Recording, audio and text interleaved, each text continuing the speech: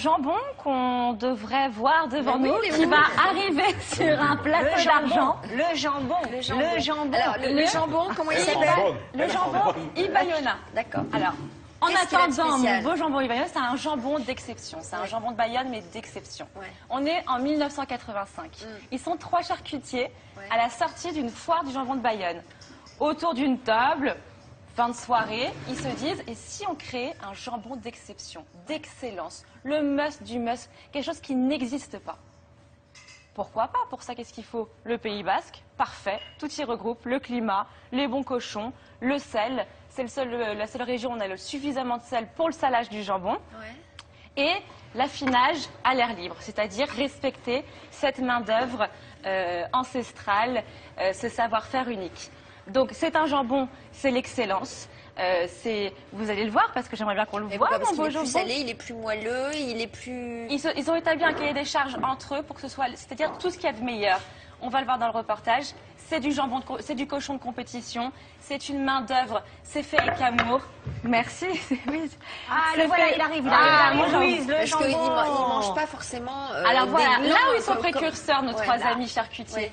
c'est qu'ils ont dit on veut du cochon voilà qui le ne mange jambon. que de la céréale, sans OGM, sans antibiotiques. On est en 1985.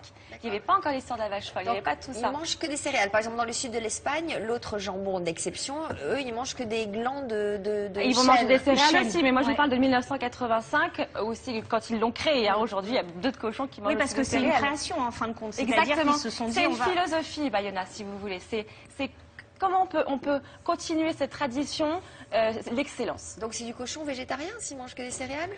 Non, ça reste quand même du cochon, Sophie. Du coup, je suis partie, moi, vers Bayonne. Ouais. J'ai retrouvé Eric Hospital, qui est le fils de l'un des fondateurs, qui veut continuer justement cette excellence. Je vous propose qu'on le retrouve. Il m'a montré toutes les étapes. Regardez. Et on goûte après. Ça y est, je suis à Bayonne pour vous parler d'un jambon extraordinaire, le jambon Ibayona. Créé en 1985 par 3 charcutiers, le jambon Ibayona, qui veut dire la bonne source, est un produit emblématique du Pays Basque. Le carrefour des 5 cantons. C'est juste là, madame. Merci. Rencontre avec Eric Hospital, digne héritier d'un des fondateurs de l'Ibayona. C'est vous, Eric Hospital? Louise, Bonjour. bonjour. Mais ils sont où vos jambons Ibayona? D'abord, on va voir les cochons. Ah bah c'est parti. C'est qu'il fait beau chez vous. Hein. C'est une route. Mon Bonjour. éleveur. Et ils sont où les cochons? Ils sont là. Ah oui. Ah bah ils sont beaux. Hein. Et Niox, vous les nourrissez avec quoi ces cochons? Et ils ont ce qu'ils trouvent dans la forêt, bien sûr. Mais bon, vu qu'ils n'ont pas assez, on leur donne de l'aliment. On s'interdit les OGM, les sous-produits aussi. Et vous, Eric, vous les récupérez à quel âge? Moi, je les récupère à l'âge de 10 mois. À 10 mois, le cochon va peser 200 kilos. C'est là que la viande atteint son summum de succulence. Et Niox prend soin des cochons pour avoir ensuite le meilleur jambon. Le top, Voilà. Travail d'équipe. tout simplement. Voilà. Et maintenant, place à la préparation du jambon. Là, on va saler le jambon. Très bien. Hop là, voilà la bébête. Pour un bon salage façon hospital, il vous faut de l'ail écrasé, du vinaigre, du poivre, du piment d'Espelette et on mélange. Tu sais, t'es déséquilibré quand tu fais ça, tu comprends? Tu dois penser que tu es en train de me le masser là. Et tu mets de l'amour, parce que c'est là que tu vas prendre du goût, mon jambon, tu comprends? Là. Après 20 jours en chambre froide, 7 mois en pièces humides, le jambon prend place au séchoir. Sublime. Ici, les jambons vont s'affiner de façon naturelle pendant 4 saisons. L'hiver, on est dans l'humidité, il fait froid, il va y avoir une moisissure saine qui va se développer.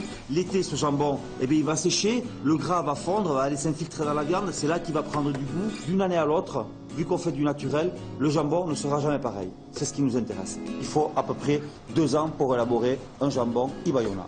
À quoi on reconnaît un jambon Ibayona? Alors un jambon Ibayona, Louise, c'est un jambon qui a la pâte, une cocarde, aux couleurs Du Pays du Basque. Pays Basque, bien sûr. Et c'est un jambon qui a une carte d'identité. Ça rigole pas, c'est très sérieux. C'est le premier jambon au monde qui fait de la traçabilité. On mange tout, hein, le gras. Surtout, il faut manger le gras. Tout le goût se trouve dans le gras. Il est délicieux. J'ai une surprise pour toi. Ah bon? Allez, viens, je t'amène. Super. La surprise. Bonjour. Et bonjour, Je peux vous aider? avec grand plaisir. Alors qu'est-ce que vous nous faites? Et aujourd'hui, on va préparer des nems croustillantes avec du jambon Ibayona et du fromage de brebis. Prenez une feuille de brique, badigeonnez-la de beurre, On place le jambon Ibayona, le bâtonnet de tomes de brebis, roulez le tout et faites-les frire. Et n'oubliez pas la salade et la menthe. Mais Louise, au Pays Basque, on a une tradition, c'est arrozeta shingar. Littéralement en français, œuf, jambon. On fait frire le jambon, le gras va fondre, on prend la cuillère et ensuite on va nourrir l'œuf tout doucement. Tu mets un peu de piment d'Espelette dessus. On amène un peu de peps. Vous êtes issu d'une famille de charcutiers. Je suis une famille de charcutier. Aujourd'hui, la charcuterie, c'est devenu une passion. Parce que dans la vie, quand on fait un métier avec amour, on n'y met que du plaisir dans ce qu'on fait et ça se ressent dans les produits. C'est un produit d'excellence. Certes, mais le cochon est un mets populaire qui reste accessible à tous. Un peu de chagarneau, du cidre local. C'est bien, Ramoncho? C'est bien, on va pouvoir goûter ça. Alors, Louise? Oh, le croquant du jambon, l'œuf qui radoucit, c'est un bonheur. C'est le pur bonheur. Toi, ça, c'est notre casse-croûte à nous. La vraie tradition basque. Bon, et le fameux nem. Bien sûr. Et on a tout le Pays basque regroupé dans ce nem. C'est le bonheur à l'état pur. Tout simplement.